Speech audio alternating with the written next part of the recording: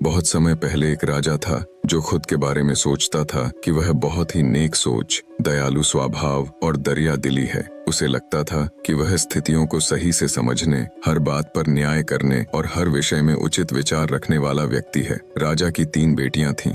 एक दिन उसने अपनी बेटियों को बुलाकर कहा, मेरे पास जो भी है वो सब तुम्हारा है। तुम तीनों को मुझसे ही जीवन मिला है। मेरी इच्छानुसार ही तुम तीनों का भूत, वर्तमान और भविष्य बना हुआ है, जो आगे भी ऐसे ही बना रहेगा। मैं ही तुम तीनों का भाग्य बनाता हूँ। राजा की यह बात सुनकर उसकी 2 बेटियों ने शांत मन से राजा की बात में हामी भर दी, लेकिन तीसरी बेटी ने ऐसा नहीं किया। उसने कहा, नहीं, मुझे तो नहीं लगता कि आपके हाथों में मेरा भाग्य है। राजा यह सुनते ही गुस्से में आ गया। उसने अपनी तीसरी बेटी की कही बातों को एक चुनौती के रूप में स्वीकार किया। उसने खुद को अपनी तीसरी बेटी के सामने सही साबित करने की ठान ली और उसे जेल में बंदी बना दिया। इस वजह से राजा की तीसरी बेटी कई सालों तक जेल में ही बंद रही। राजा और उसकी बाकी की बेटियां राजसी जीवन जीते रहे। राजा मन ही मन सोचता है कि यह मेरा ही हुक्म है जो मेरी जिद्दी बेटी जेल में कैद है। लोगों को भी यही लग रहा होगा कि राजा का ही हुक्म है जो उसकी बेटी को ऐसा भाग्य मिला है।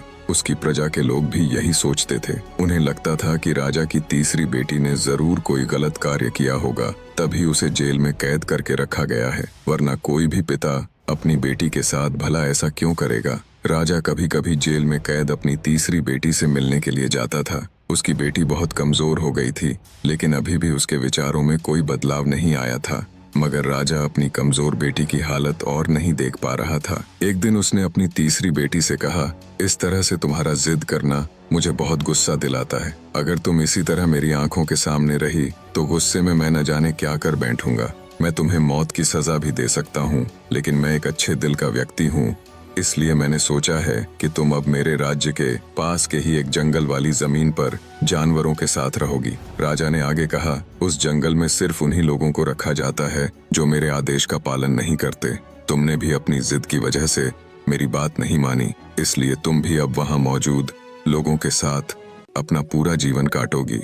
इसके बाद तीसरी बेटी को उस जंगल की जमीन पर रहने के लिए भेज दिया गया। वहां पर वह फल और सब्जियां खाने और एक गुफा में रहने लगी।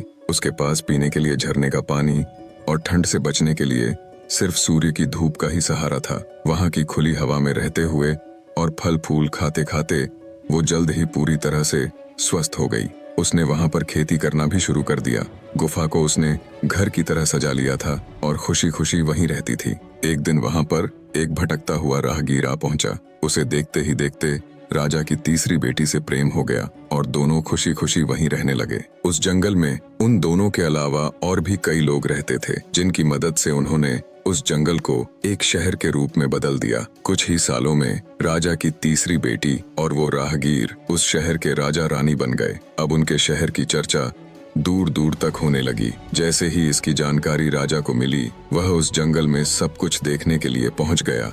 जब उसने वहां की राजगद्दी पर अपनी बेटी को बैठे देखा और साथ में एक खूबसूरत युवक को, तो उसके होश उड़ गए।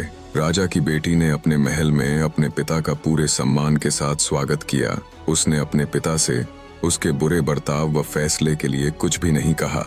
जैसे ही राजा वहां बैठा तो उसे एक आवाज सुनाई देने लगी जो कह रही थी कि हर इंसान स्वयं ही अपना भाग्य बनाता है, कोई अन्य इंसान किसी और का भाग्य नहीं बना सकता। इसके बाद राजा को खुद ही अपने किए पर पछतावा होने लगा और उसने अपनी सभी बेटियों को अपने भाग्य से आजाद कर दिया। उसने अपनी तीनों बेटियों से कहा, भले ही तुम तीनों का भाग्य मेरे हाथों में है, लेकिन हर व्यक्ति खुद ही परिस्थितियों के अनुसार अपना भाग्य अच्छा या बुरा बना सकता है। निष्कर्ष, राजा और उसकी 3 बेटियों की कहानी हमें यह सीख देती है कि कोई भी व्यक्ति किसी का भाग्य बना या बिगाड़ नहीं सकता। हमारा भाग्य खुद हमारे हाथों में ही होता है, जिसे हम अपनी सूझबूझ से बुरी परिस्थितियों में भी अच्छा बना सकते हैं।